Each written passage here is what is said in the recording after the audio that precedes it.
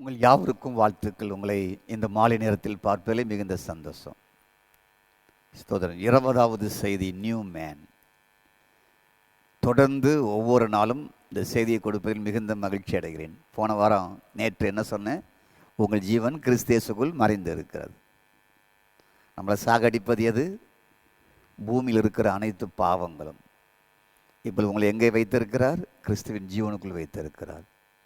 அழிக்க வேண்டிய கொல்ல வேண்டியவைகள் என்ன?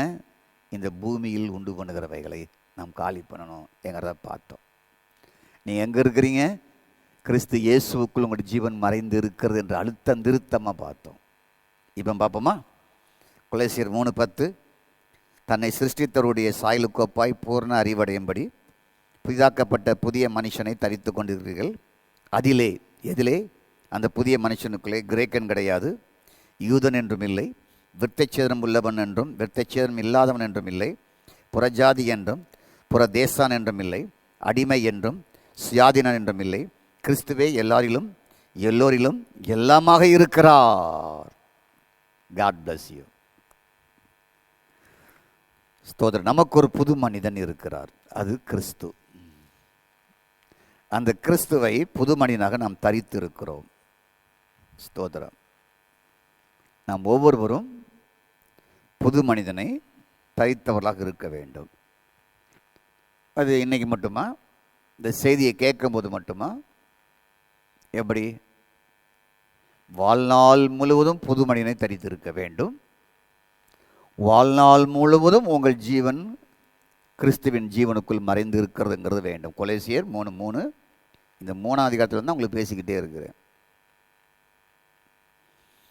அப்போ கிறிஸ்தவ வாழ்க்கை என்பது சண்டே ஞாயிற்றுக்கிழமை மட்டுமல்ல, உபவாச நாட்களுக்கு போகிற அன்னைக்கு சர்ச்சில் கைத்தட்டி பாடுவோமே அன்னைக்கு மட்டுமல்ல,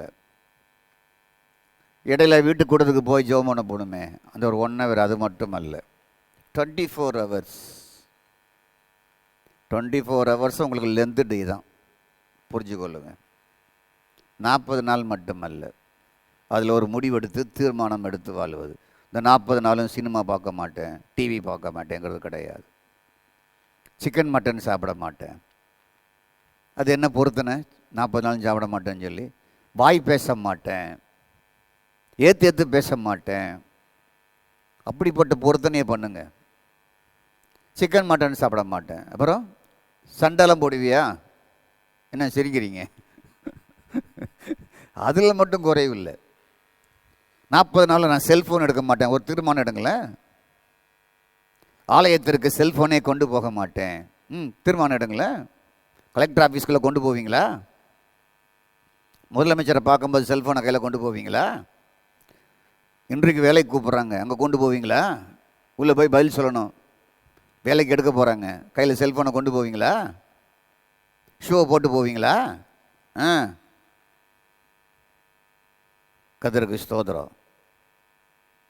அப்போ கிறிஸ்தவ வாழ்க்கை என்பது அது நீடித்திருக்க வேண்டிய ஒரு வாழ்க்கை. ஒவ்வொரு நாளும் புதிய மனிதனை தரித்திருக்க வேண்டியது. ஸ்தோத்திரம் உண்டாவதாக. புதிய மனிதனுக்குள் வைத்து உங்களை ஸ்தோத்திரம் உண்டாவதாக புது மனுஷனாக சிருஷ்டிக்கப்பட வேண்டியது. ஒவ்வொரு நாளும் பிதாவாகிய தேவனோடு சிநேகிதராக ஒப்புரவாக நண்பராக இருக்க வேண்டியது இருக்கிறது. ஒவ்வொரு நாளும் ஒவ்வொரு நிமிஷம் ஒவ்வொரு நொடியும். ஸ்தோத்திரம். அப்போது வேதத்தில் ஒரு புது மனிதன் தான், அந்த புது மனிதனுக்குள் நாம் எல்லாரும் இருக்கிறோம். ஸ்தோத்திரம். புது மனிதன் எங்கிருந்து வந்தான் என்றால் கிறிஸ்துவில் இருந்து வந்தான். எங்கே பார்க்கலாம்? எபேசியர். ஸ்தோத்திரம். 2ஆம் அதிகாரம் 14. அவரே நம்முடைய சமாதானக்காரராகி இருதரத்தாரையும் ஒன்றாக்கி பகையாக நின்ற பிரிவினை நடிச்சுவரை தகர்த்து சட்டத்திட்டங்களே ஆகிய நியாயப்பிரமாணத்தை தம்முடைய மாமிசத்தினாலே ஒழித்து இருதரத்தாரையும் தமக்குள்ளாக ஒரு புதிய மனுஷனை சிருஷ்டித்தார். தமக்குள்ளாக. அப்போ ஒரு புது மனுஷன் தான், அவருக்குள்ளே நம்ம எல்லாரையும் வச்சிருக்கிறாராம். அப்படி தான் நீங்கள் பார்க்கணும். நான் அவருக்குள்ளே இருக்கிறேன், நாங்கள் எல்லாரும் அவருக்குள்ளே இருக்கிறோம் அப்படிங்கிற புரிதல் உங்களுக்கு தேவை. நானும் அவருக்குள்ளே இருக்கிறேன், நீங்கள் எல்லாரும் அவருக்குள்ளே இருக்கிறீங்கிறது அறிதல் தேவை. ஸ்தோத்திரம். அவன் தமக்குள்ளாக வைத்த ஒரு புதிய மனிதனை சிருஷ்டித்தார் என்று வேதம் கூறுகிறது. ஆதாம் படைக்கும் போது எப்படி படைத்தார்? தனியாக ஒரு ஆளாக படைத்தாரா? ஆனால் நாம் பார்க்கிற வேதத்தை வாசிக்கும் பொழுது அப்படிதான் தெரிகிறது. ஒரு ஆதாமை படைத்தார், ஒரு ஏவாளை படைத்தார், ஒரு குடும்பத்தை படைத்தார் என்றுதான் தெரிகிறது. ஆனால் அப்படி அல்ல, ஒன்றாக படைக்கல. தேவன் தமது சாயலாக தமது ரூபத்தின்படி மனுஷனை உண்டாக்குவோமாக என்று மனிதனை மட்டும் படைக்கவில்லை. ஆதியாகமம் 1:26 ஆதியாகமத்தின் புஸ்தகம் 1ஆம் அதிகாரம் 26ஆம் வசனத்தை வாசிக்கும் பொழுது நல்லா கவனிங்க. அந்த வசனத்தை நல்ல கூர்ப்பாக நல்லா கவனிக்கணும். ஸ்தோத்திரம் உண்டாவதாக. தேவன் தமது சாயலாக நமது ரூபத்தின்படி மனுஷனை உண்டாக்குவோமாக அவர்கள், மனுஷனை சிங்குலர், அவர்கள் எப்படி இருக்கு? பன்மையில் இருக்கா, ஒருமையில் இருக்கா? அவர்கள் சமுத்திரத்தின் மட்சங்களை. மனிதனை படைப்பதற்கு முன்பதாகவே தேவன் எப்படி யோசிக்கிறார்? படைத்த பின்பு சொல்லலை, படைப்பதற்கு முன்பதாகவே தமது சாயலாக ரூபத்தின்படி உண்டாக்குவோமாக என்று தீர்மானம் எடுத்து அவர்கள் என்று சொல்லுகிறார். ஸ்தோத்திரம். 28ஆம் வசனத்தில் அவர்களை நோக்கி பலுகி பெருகி பூமியை நிரப்புங்கள், கீழ்ப்படுத்துங்கள். ஸ்தோத்திரம். அப்போ அவர்கள் ஒரு ஆள் தானே படைச்சார். அப்புறம் எப்படி அவர்கள்ங்கிறது வருது? அவர்கள் ஆதாமை படைத்து பின்பு விலா எலும்பை எடுத்தார். அப்போ அவர்கள்னா பன்மையில் சொல்லப்பட்டிருக்கிற ரூபத்தின்படி உண்டாக்கும் என்று சொல்லலை, ஒரு மனிதனை என்று சொல்லலை, அவர்கள் என்று சொல்லப்பட்டிருக்கிறது. கதாபத்திற்கு ஸ்தோத்ரா. ஆதாமுக்குள் ஒரு முழு மனுக்குலமே இருக்கிறது. ஆதாமை ஒற்றையாக படைக்கவில்லை, ஒரு முழு மனுக்குலமே அவருக்குள்ளே இருக்கு. தேவன் தமது சாயலாக தமது ரூபத்தின்படி மனுஷனை உண்டாக்குமாக என்று மனிதனை மட்டும் படைக்காமல் அவர்கள் என்ற வார்த்தை அங்கு பயன்படுத்தப்படுது. அவர்கள் என்று பயன்படுத்தப்படுகிறது. அவர்கள் சமுத்திரத்தின் மச்சங்களையும் ஆகாயத்து பறவைகளையும் மிருக ஜீவன்களையும் பூமி அனைத்தையும் பூமியின் மேல் ஊறும் பிராணிகளையும் ஆழக்கடவர்கள் என்ற ஒரு முடிவெடுத்த பின்புதான் மனிதனையே சிருஷ்டிக்கிறார். புரிஞ்சுக்கிங்க, அவர்களை. அப்போ அவர்களை என்பது அந்த ஆதாமுக்குள் நீங்களும் இருந்தீர்கள், நானும் இருந்தேன், உங்களுக்கு பிறக்க பேர பிள்ளைகளும் எனக்கு பிறக்க போகிற பேரப்பிள்ளைகளும் இருந்தாங்க, பேரப்பிள்ளைகளுக்கு பிறக்க போகிற பேரப்பிள்ளைகளும் இருந்தாங்க. பேரப்பிள்ளைகளுக்கு பிறக்கிற பேரப்பிள்ளைக்கு எனக்கெல்லாம் ஒரு 25-26 வருஷம் நம்ம போனோம். கர்த்தர் லாங் லைஃப் கொடுத்தா பேரப்பிள்ளைகளுக்கு பிறந்த பேரப்பிள்ளையை பார்க்க கிருபை தருவார். புரியுதா உங்களுக்கு? ஆதாமுக்குள்ள நீங்கள் மட்டுமல்ல, இன்னைக்கு உலகத்தில் இருக்கிற 709 கோடி மக்களும் நீங்களும் நானும் இன்னைக்கு பிறக்கின்ற பிள்ளைகள், இனி பிறக்க போகிற பிள்ளைகள், நாளைக்கு பிறக்க போகிற பிள்ளைகள், நாளை மறுநாள் பிறக்க போகிற பிள்ளைகள், 2021 பிறக்க போகிற பிள்ளைகள், 2050 பிறக்க போகிற எல்லாமே அவருக்குள்ளே தான் இருந்தாங்க. அவருக்குள்ளே தான் வந்தது வெளியே. அப்போ ஒரே ஆதாமுக்குள் எல்லாரையும் உள்ளே வைத்து தேவன் சிருஷ்டித்தார். இதுதான் அவருடைய ஞானம் அளவில்லாதது கிழக்கு மேற்கு வடக்கு தெற்கு. அவருடைய அன்பையும் அவருடைய ஞானத்தையும் புரிந்து கொள்ளவே முடியாது. போ, அந்த ஒரு ஆதாமுக்குள்ள இத்தனை கோடி மக்களையும் உள்ளே வைத்தார். அது வாட்டில் ஆள் வருது பார்த்தீங்களா? உள்ள எல்லாமே அங்கேருந்து தான் வருது. அப்போ கிறிஸ்துவுக்குள் ஒரு புது மனுஷனை சிருஷ்டித்தார். அதே பேட்டர்ன் தான் ஒரு கிறிஸ்துவுக்குள் ஸ்தோத்திரம் சிருஷ்டித்தார். எங்க? அதே 1:26-27 சிருஷ்டித்தான்னு சொல்லப்பட்டிருக்கு. எபேசியர் 2:14-15-16 சிருஷ்டித்தார். புது மனுஷனுக்குள் வைத்து சிருஷ்டித்தான்னு சொல்லப்பட்டிருக்கு. ஸ்தோத்திரம். இந்த சிருஷ்டித்தார் என்பது அங்கேயும் இங்கேயும் ஒரே வார்த்தை. ஸ்தோத்திரம் உண்டாவதாக சொல்லப்பட்ட பதம் அதுதான். ஆகவே ஓகாள் உங்கள் ஆவியில், நீங்கள் தேவனுடைய ஆவிக்குள் நீங்கள் புது மனிதனாக சிருஷ்டிக்கப்பட்டீர்கள். தமக்குள்ளாக வைத்து புது மனிதனாக உங்களை சிருஷ்டித்தார். அவருக்குள்ள வச்சு உங்களை புது மனுஷனாக சிருஷ்டித்திருக்கிறாராம். உங்களுக்கு தெரியாமல் இருந்திருக்கலாம். நீங்கள் புரிஞ்சுக்கிங்க. அவருக்குள்ள வச்சு சிருஷ்டித்தாராம். ஆதாமுக்குள்ள வைத்து இத்தனை கோடி மக்களையும் உள்ள வச்சு சிருஷ்டித்தது போல கிறிஸ்து இயேசுவுக்குள்ள உங்களை வைத்து அவர் சிருஷ்டித்திருக்கிறார். ஸ்தோத்திரம். ஆக இது முள் ஒரே கிறிஸ்து, ஒரே சரீரமாக நாம் இருக்கிறோம். ஒரு புது மனுஷன், ஒரே கிறிஸ்து, ஒரே சரீரம்.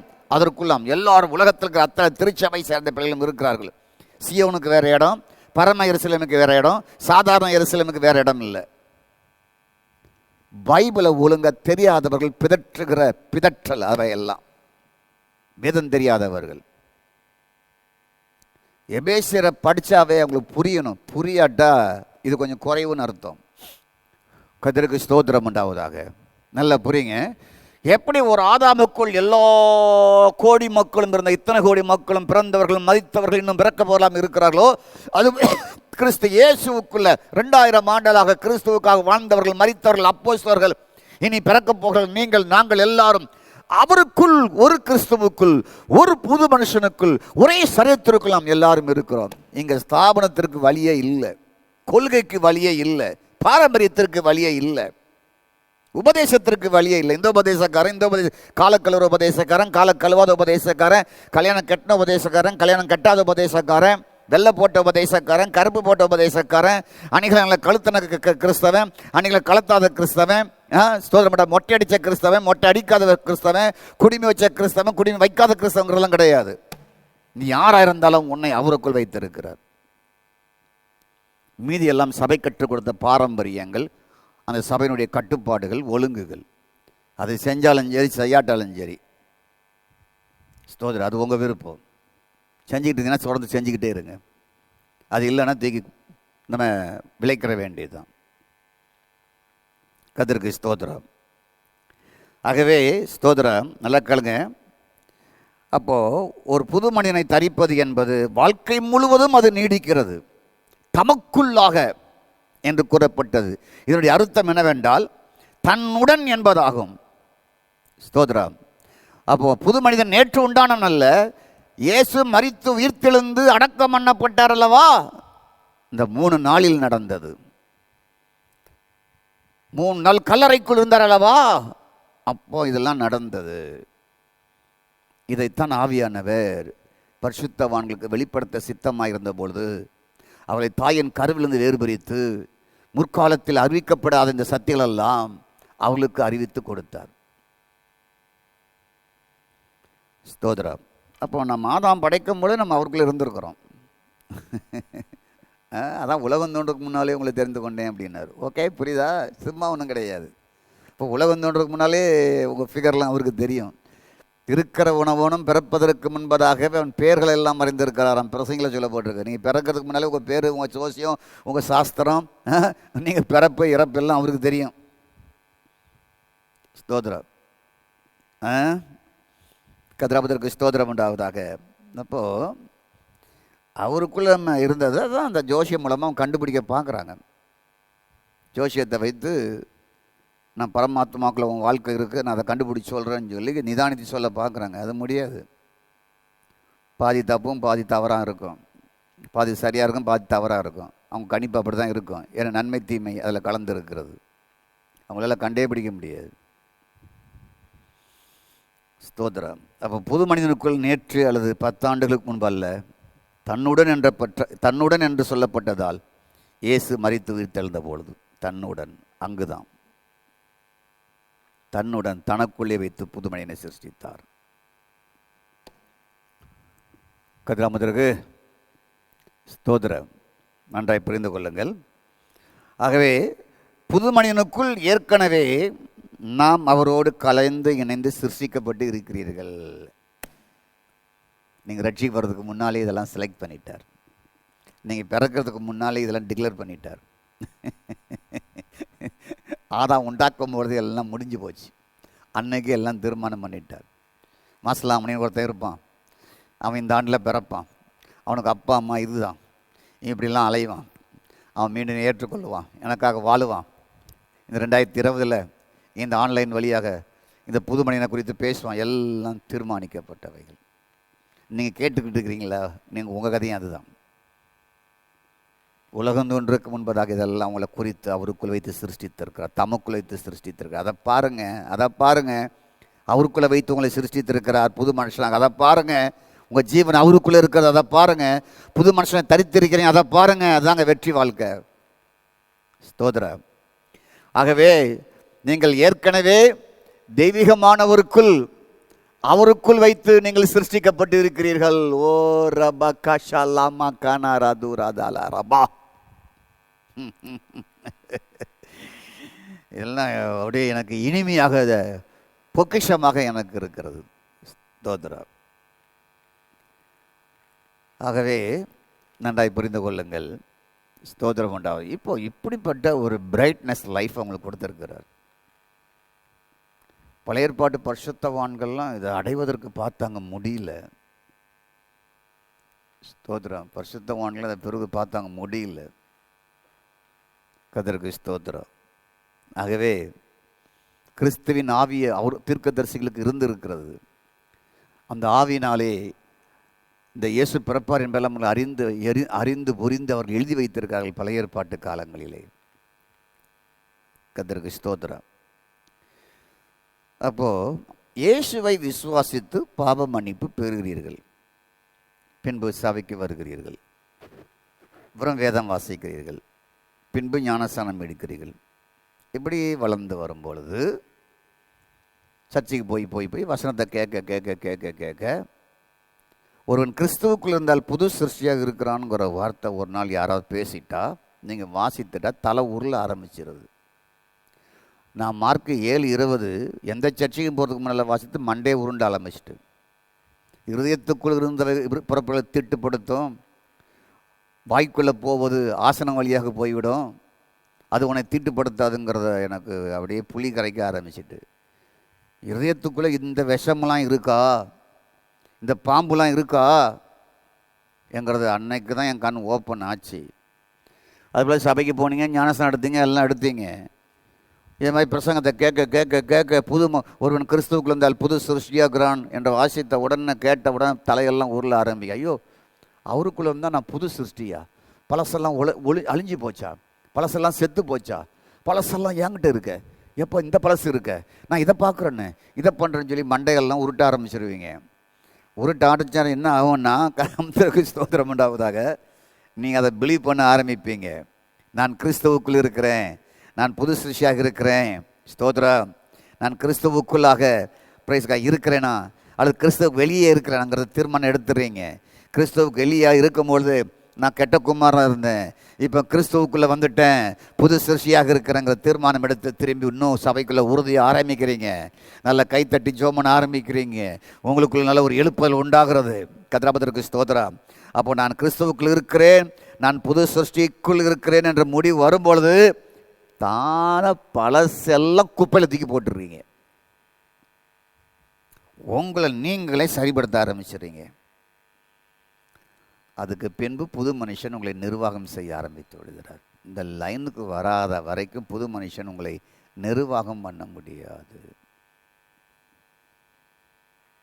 நான் இந்த லைனுக்கு வந்துட்டேன், இந்த வாழ்க்கைக்குள்ளே வந்துட்டேன், கர்த்தருக்கு ஸ்தோத்திரங்கிறது நீங்கள் வர்ற வரைக்கும் உங்கள் வாழ்க்கை மாறாது. புது மனுஷன் உங்களை நிர்வாகம் பண்ணணும். நீங்கள் அவருடைய ஜீவனுக்குள்ளே இருக்கிறீங்க, நான் அவரை தரித்திருக்கிறேன், அவர் தான் என்னை கைட் பண்ணணும். என் பார்வை அவர் பார்வையாக இருக்கணும், என் பேச்சு அவர் பேச்சாக இருக்கணும், என் செயல் அவர் செயலாக இருக்கணும். நான் ஆவியின்படி நடக்கணும், நான் மாமிசத்தின்படி நடக்க மாட்டேன். என்னை அவர் தான் என்னை நிர்வாகம் பண்ணணும், என்னை கைட் பண்ணணும், எனக்கு போதிக்கணும், அவர் சொல்லணும். இனி என் இஷ்டத்துக்கு நான் வாழ மாட்டேன். ஏன்னா அவருக்குள்ளே வச்சு என்னை சிருஷ்டித்துட்டார். இந்த பெட்டர் தென் லைஃப் எனக்கு கொடுத்துட்டார். நான் இனி மடத்தனமாக பேச மாட்டேன், முட்டாத்தனமாக வாழ மாட்டேன், கேவலமாக துடுக்காக பேச மாட்டேன், கிண்டல் ஜோக்கெலாம் அடிக்க மாட்டேன். என்னை நிர்வாகம் பண்ணுறது அவர், என்னை ஒழுங்காக்குறது அவர். நான் அதை மீறி போக மாட்டேன். நான் இப்படி தான் வாழ்வேன். அவர் தான் என்னை நிர்வாகம் பண்ணுவார். அவர் தான் எனக்கு ஹெச்எம், அவர் தான் எனக்கு பிரின்சிபல், அவர் தான் எனக்கு பிரதான ஆசாரியர், அவர் தான் எனக்கு பிரதான மேய்ப்பர், அவர் தான் எனக்கு ராஜாதி ராஜா. என்னை அவருக்குள்ளே வச்சு சிருஷ்டித்திருக்கிறார். என் ஜீவன் அவருக்குள்ளே இருக்குது. நான் புது மனிதனை சிருஷ்டித்திருக்கிறேன். இப்போ அந்த புது மனிதன் என்னை நிர்வாகம் பண்ணட்டும். நான் என்னை நிர்வாகம் பண்ண மாட்டேன். காண்பதிலையும் கேட்பதிலையும் கேட்பார் பேச்சு கேட்டு வாழ்வதும் இடத்தில் இருக்காது. அவங்க சொன்னாங்க, இவங்க சொன்னாங்க என்று அதையெல்லாம் கேட்டு நான் முடிவெடுக்க மாட்டேன். என்னை நிர்வாகம் செய்வது கிரைஸ்ட், புது மனுஷன் என்ற தீர்மானத்திற்குள் நீங்கள் வர வேண்டும். ஸ்தோத்திர. ஆகவே கதிராபத்திற்கு ஸ்தோத்திர. இப்போ அந்த புது மனுஷன் நிர்வாகம் செய்கிறார். அவர்தான் கிறிஸ்து, வேறு யாரும் அல்ல. அவர்தான் கிறிஸ்து. ஜீவன் அவர்தான், வார்த்தை அவர்தான், எல்லாமே அவர்தான். எல்லாருக்குள்ளும் எல்லாவுமாக இருக்கிறார். ஜீவனாக இருக்கிறார், மெய்ப்பனாக இருக்கிறார், எல்சாடாயாக இருக்கிறார், யெகோவா நிசியாக இருக்கிறார், யெகோவா ரூபாவாக இருக்கிறார், கிறிஸ்துவாக இருக்கிறார், ஜீவனாக இருக்கிறார், புது மனுஷனாக எல்லாருக்குள்ளும் எல்லாமாக இருக்கிறார். ஓகே. அப்போ உங்க ஆவிக்குள்ள, உங்க ஸ்பிரிட்டுக்குள்ள, உங்க ஆவிக்குள்ள இந்த புது மனுஷனை, கிரைஸ்ட நீங்கள் அனுமதிக்க அனுமதிக்க அனுமதிக்க அனுமதிக்க அனுமதிக்க அனுமதிக்க லைஃப் நியூ ஆகும். டெய்லி நியூ கிரியேஷன் உங்கள் வாழ்க்கையில் நடக்கும். சில வீடுகளுக்கு நியூ கிரியேஷன், சில சபைகளுக்கு நியூ கிரியேஷன், நல்லா தான் இருக்குது. சில சபைகளுக்கு நியூ லைஃப் நல்லா தான் இருக்குது. பேர் அல்லங்க, நல்லா அழகாக வெள்ளையாக இருந்தானா, பேர் அமாவாசையான். பேரை பார்த்தீங்களா, நல்ல ராஜகுமாராட்டம் பேர் அவன் இருக்கிறானா, சிகப்பா அழகா, பிரைஸ்கா ஸ்தோத்திர, ஆண் அழகம் மாதிரி. ஆனால் பேர் வீட்டில் அமாவாசைன்னு பேர் வச்சாங்களாம். கதிராவுக்கு ஸ்தோத்திரம் உண்டாவதாக. அப்படி அல்ல, சம்பந்தம் இல்லாத பேர் அல்ல. ஸ்தோத்திரம். உங்கள் ஆவிக்குள் புதுமனிதனாகிய கிறிஸ்துவை அனுமதிக்க அனுமதிக்க எல்லாமே உங்கள் ஃபேமிலி நியூவாக மாறும், உங்கள் பிஸ்னஸ் நியூவாக மாறும், உங்கள் வருமானம் நியூவாக மாறும், உங்கள் லைஃப் நியூவாக மாறும், உங்கள் ஸ்டைல் நியூவாக மாறும், உங்கள் பேச்சு நியூவாக மாறும், உங்களுடைய பழக்கம் நியூவாக மாறும். ஸ்தோத்திரம். உங்களுடைய செயல் நியூவாக மாறும். எல்லாம் புதுசாக புதுசாக மாறிக்கிட்டே இருக்கும். பழசு ஒன்றுமே இருக்காது. அவன் தான் செத்துட்டானே, திருப்பி அவன் ஏன் இருக்க போகிறான்? ஆகவே இவ்விதமாக புது மனிதனை தரித்துக் கொள்வீர்கள். முடிவு என்னாகும் என்றால் புது மனிதன் தான் முடிவாகும். உங்கள் லைஃபே நியூ லைஃப், இதுதான் முடிவாகும். ஆகவே இப்போ புது மனிதன் எங்கே? சொல்லுங்க. உங்களுக்குள்ள நீங்கள் அவருக்குள்ளே வைத்து உங்களை சிருஷ்டித்திருக்கிறார். ஸ்தோத்திரம். புது மனிதன் எப்படி வந்தார்?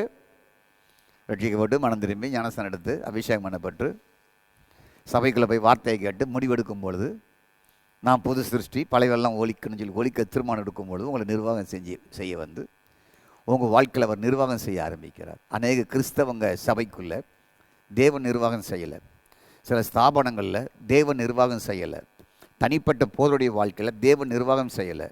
விசுவாசிகள்கிட்ட நிர்வாகம் செய்யாட்டா ஸ்தோத்திரம் முடிஞ்சது. டோட்டலாக கரப்ஷனாக இருக்கும், ஊழலாக இருக்கும், ஏமாத்தலாக இருக்கும். அவர் நிர்வாகம் செய்யணும். தனி மனிதனை நிர்வாகம் செய்யணும், அப்போ தான் குடும்பம் நல்லா இருக்கும். ஒரு சபையை நிர்வாகம் செய்யணும், அப்போ தான் சபை நல்லா இருக்கும். ஒரு போதகரை நிர்வாகம் செய்யணும், அவங்கள விசுவாசிகள் கத்த நிர்வாகம் செய்யணும். ஸ்தோத்திரம். அந்த ஸ்தாபனத்தை அவர் நிர்வாகம் செய்யணும். புது மனுஷன் நிர்வாகம் செய்யணும். அவர் செய்ய செய்ய செய்ய கரப்ஷன் இருக்காது, ஊழல் இருக்காது, நாட்டம் இருக்காது, செத்த பிணம் இருக்காது. ஏனென்றால் இங்கு புது ஜீவன் இருக்கிறது. ஸ்தோத்திரம். நான் முடிக்கிறேன். தமக்குள்ளாக வைத்து உங்களை ஒரு புது மனிதனாக சிருஷ்டித்திருக்கிறார்.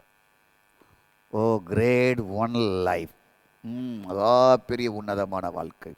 அவருக்குள்ள வைத்து நம்ம எல்லாரையும், நம்முடைய சபை மக்கள் எல்லாரையும், தமிழ்நாட்டில் இருக்கிற கர்த்தருடைய பிள்ளைகள் எல்லாரையும், தேசத்தில் இருக்கிற அத்தனை கடவுளுடைய பிள்ளைகளையும், உலகம் முழுவதும் இருக்கும் ஆண்டவரை பின்பற்ற ஒவ்வொரு கடவுளுடைய பிள்ளைகளையும், ஓ காட், என் ஜீவன் கிறிஸ்துவுக்குள் இருக்கிறது என்று அறிந்த ஒவ்வொருவர்களையும் நான் புது சிருஷ்டியாக இருக்கிறேன், பலரெல்லாம் செத்து போய் விட்டது என்று அறிந்திருக்கிற ஒவ்வொருவரையும் அவருடைய ஜீவனுக்குள் வைத்திருக்கிறார், புது மனுஷனுக்குள் வைத்து சிருஷ்டித்திருக்கிறார். நாம் எல்லாரும் அவருக்குள் ஒன்றாக இருக்கிறோம்.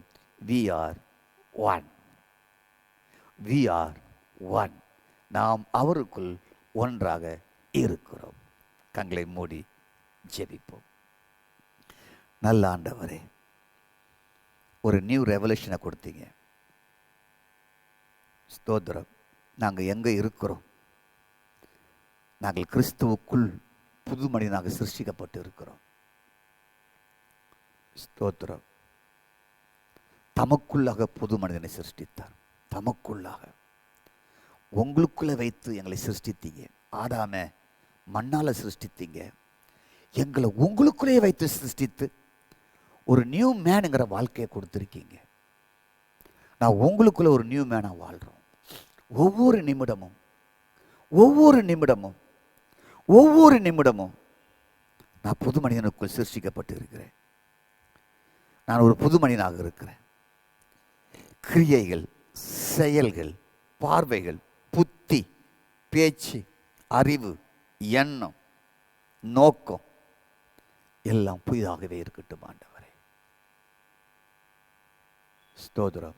எந்த விதத்திலும் கரப்ஷன் உள்ள வராதபடி, எந்த விதத்திலையும் பழைய வாழ்க்கை ஒரு மனுஷருக்குள்ளும் உள்ளே வராதபடி ஜனங்களை பாதுகாத்துக் கொள்ளுங்க ஆண்டவரே. இந்த நியூ மேன் என்ற செய்தியை கேட்கிற உடைய மக்களை ஒவ்வொருவரையும் பிளஸ் பண்ணுங்க.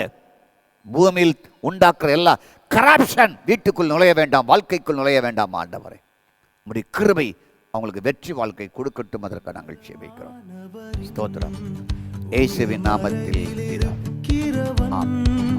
சர்வ வல்லவரின் நிழலில் தங்குவான், இது பரமசிலாக்கியமே. சர்வ வல்லவரின் நிழலில் தங்குவான், இது பரமசிலாக்கியமே. அவர் செட்டையின் கீழடை கலப்புகவே தம் சிறகுகளால் மூடுவார். அவர் செட்டையின் கீழடை கலப்புகவே தம் சிறகுகளால் மூடுவார். அவர் செட்டையின் கீழடை கலப்புகவே தம் சிறகுகளால் மூடுவார். அவர் செட்டையின் கீழடை கலப்புகவே தம் சிறகுகளால்